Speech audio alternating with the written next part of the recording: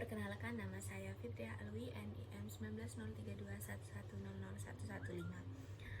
Di sini saya akan mendefinisikan arti dari keselamatan kerja dan kesehatan kerja itu sendiri. Yang pertama, ada keselamatan kerja. Keselamatan kerja adalah berhubungan dengan mesin, pesawat, ataupun alat dan bahan kerja dan proses pengolahannya.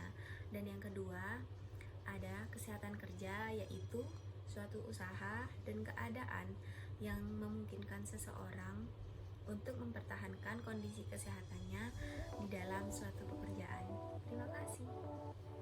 Kali ini saya akan menjelaskan mengenai peraturan dan perundangan K3. Dasar hukum pelaksanaan keselamatan dan kesehatan kerja jika diurutkan dari yang tertinggi adalah undang-undang atau UU, yakni undang-undang yang mengatur mengenai K3, yang meliputi tempat kerja, hak dan kewajiban pekerja, serta kewajiban pimpinan tempat kerja. Produk hukum yang mengatur tentang K3 diantaranya adalah undang-undang yang mengatur K3 adalah Undang-Undang Nomor 1 Tahun 1970 tentang Keselamatan Kerja. Undang-undang ini mengatur dengan jelas tentang kewajiban pimpinan tempat kerja dan pekerja dalam melaksanakan keselamatan kerja. Selanjutnya yaitu Undang-Undang Nomor 23 Tahun 1992 tentang Kesehatan. Undang-undang ini menyatakan bahwa secara khusus perusahaan berkewajiban memeriksakan kesehatan badan, kondisi mental, dan kemampuan fisik pekerja yang baru maupun yang akan dipindahkan ke tempat kerja baru, sesuai dengan sifat-sifat pekerjaan yang diberikan kepada pekerja, serta pemeriksaan kesehatan secara berkala.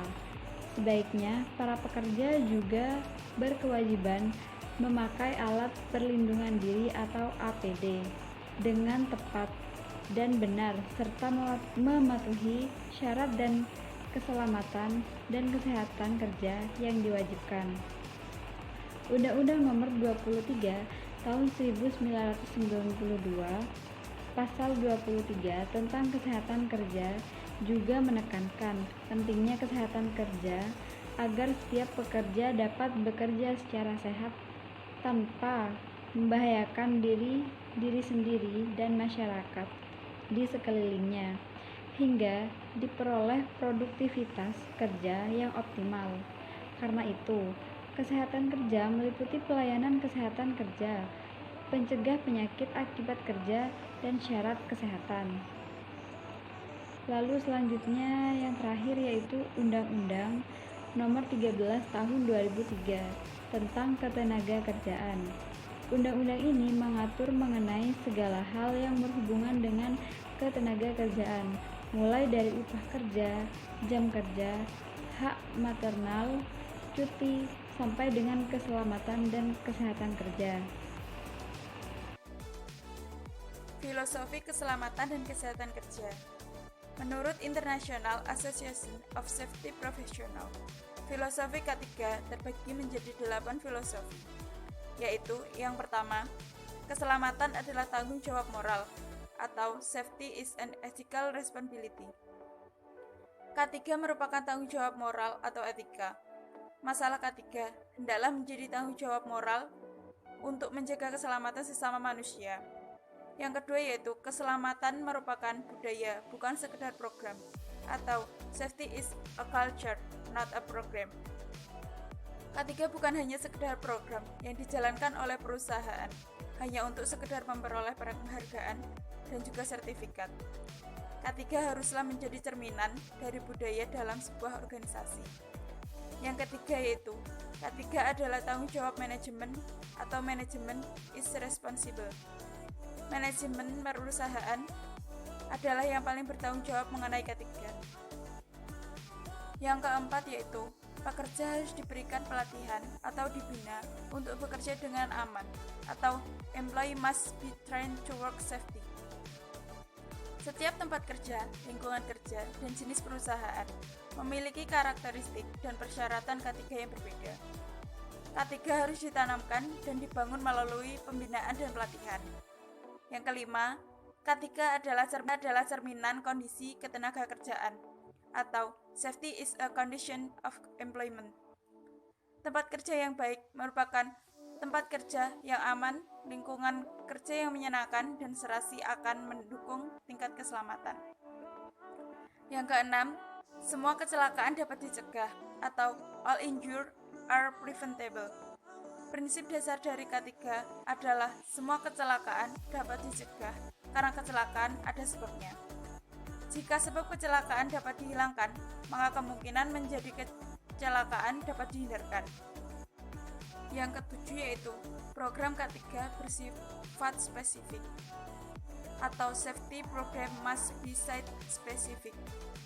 Program K3 tidak dapat dibuat, ditiru, dan dikembangkan.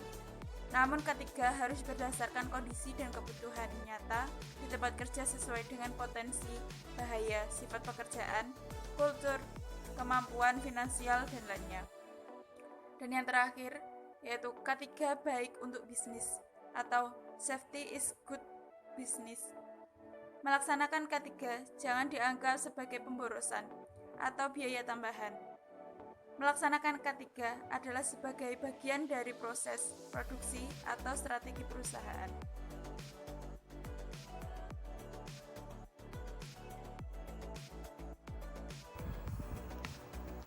Baik, di sini saya akan melanjutkan pemaparan dari rekan saya. Di sini saya akan menjelaskan tentang tujuan penerapan K3. Tujuan utama adanya K3 yaitu menciptakan lingkungan tenaga kerja yang selamat dengan melakukan penilaian secara kualitatif dan kuantitatif. Penilaian kualitatif bisa langsung dengan sistem wawancara terhadap karyawan atau tenaga kerja. Kemudian upaya kuantitatif bisa berupa dengan pengukuran.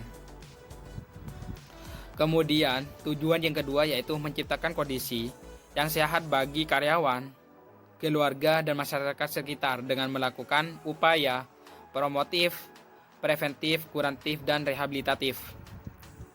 Upaya promotif atau upaya promosi berkenaan dengan kesehatan. Dalam hal ini, perlu adanya promosi tentang pola hidup sehat. Bisa dengan adanya konsumsi gizi yang baik. Kemudian, pola hidup sehat dengan olahraga teratur dan lain sebagainya agar hidup tetap sehat dan jauh dari namanya penyakit. Kemudian, upaya preventif atau pencegahan. Sebelum seseorang mengalami sebuah yang namanya penyakit, perlu adanya pencegahan agar tidak terserang penyakit. Hal ini bisa dilakukan dengan cara hidup sehat, olahraga teratur. Kemudian, upaya kuratif, yaitu penyembuhan. Ketika seseorang sudah mengalami penyakit, maka perlu adanya penyembuhan. Hal ini bisa dilakukan dengan pergi ke rumah sakit, menemui dokter, atau mengkonsumsi obat-obatan atau penambah stamina.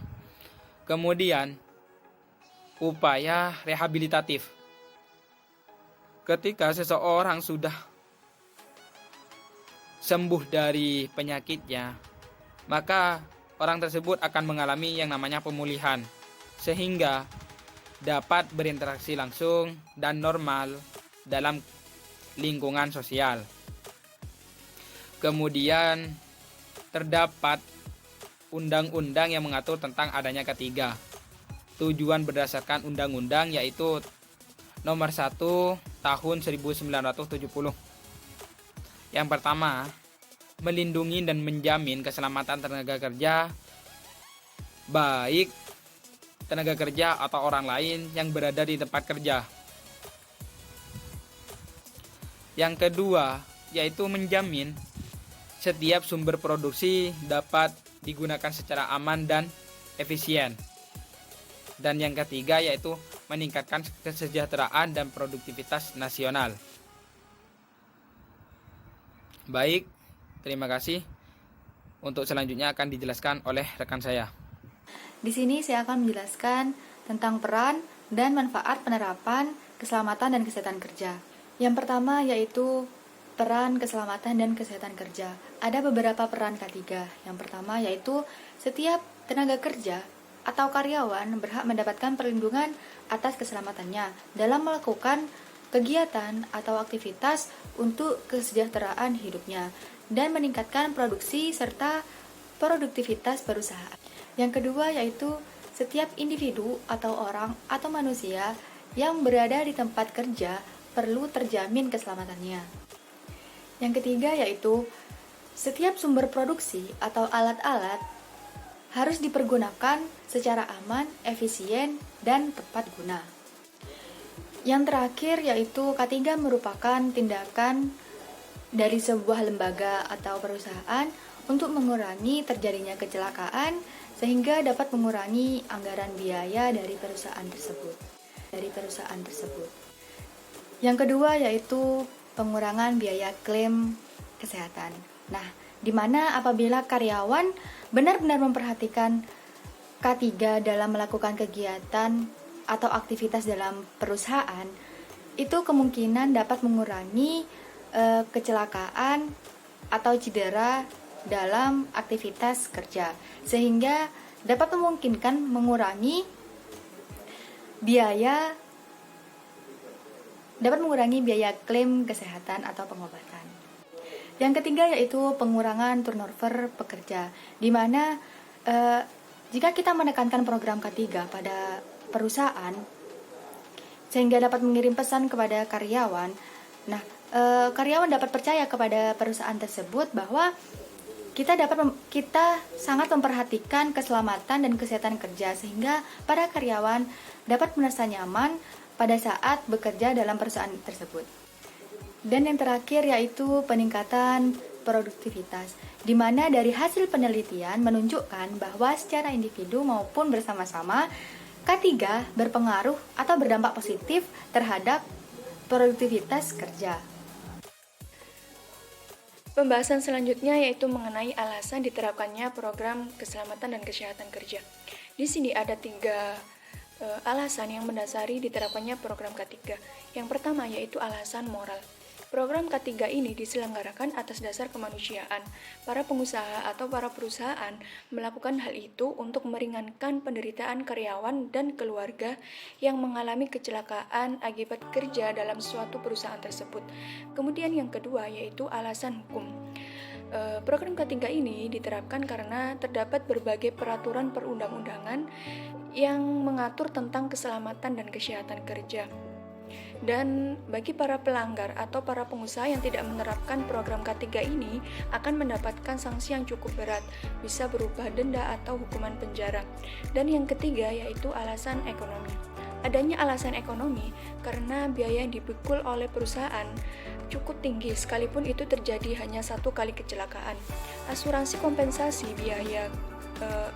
kompensasi karyawan ditujukan untuk memberikan ganti rugi kepada pegawai yang mengalami kecelakaan atau penyakit akibat kerja di suatu perusahaan. Pembahasan yang terakhir yaitu mengenai studi kasus penerapan program keselamatan dan kesehatan kerja. Kita telah mengetahui bahwa program K3 itu merupakan salah satu program yang memang harus dicanangkan oleh semua perusahaan agar bisa meminimalisir kerugian yang terjadi ketika adanya kecelakaan saat kerja. Dan pada kesempatan ini, kelompok kami mengambil studi kasus di PT Bitratex Industri Semarang. Perusahaan PT Bitratex Industri Semarang itu merupakan salah satu perusahaan yang sudah menerapkan program K3. Dalam proses penerapan program P3 di PT Bitratex ini menerapkan 5 elemen dasar dalam proses penyelenggaraannya. Yang pertama, PT Bitratex itu menyediakan jaminan keselamatan dan kesehatan kerja. Yang kedua, PT Bitratex ini melakukan pelatihan keselamatan dan kesehatan kerja. Dan yang ketiga itu adanya alat pelindung diri. Jadi untuk semua karyawan yang bekerja dalam PT tersebut harus menggunakan safety atau alat pelindung diri dalam proses bekerja. Hal ini digunakan untuk meminimalisir terjadinya kecelakaan saat kerja. Yang keempat yaitu beban kerja. Beban kerja itu merupakan sejumlah kegiatan yang harus diselesaikan oleh seorang karyawan atau pekerja dalam waktu tertentu. Dan yang terakhir yaitu adanya pembatasan jam kerja.